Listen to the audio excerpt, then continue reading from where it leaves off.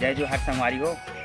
हमारे छत्तीसगढ़ में कई प्रकार के फल होते, तो मैं आज आए हो चिरई जाम खाए बर। और ये चिरई जाम फल नान मुन दिखते, आपन ये देख सकते हो नान चुक दिखते, लेकिन ये खाए में बहुत ज़्यादा मज़ेदार रहते।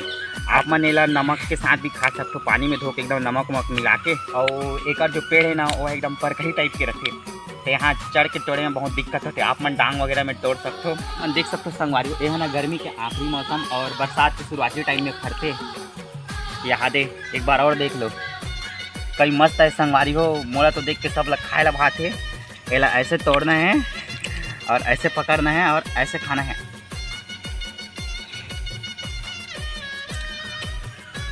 कोई मस्त है संगवारी हो।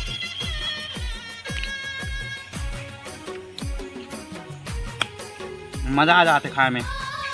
टोटल 1 साल बाद खा तो मेला जला जला खाना हो ना, हमारे गांव आ जाओ, मैं आप मतलब फ्री में खिला दूँ।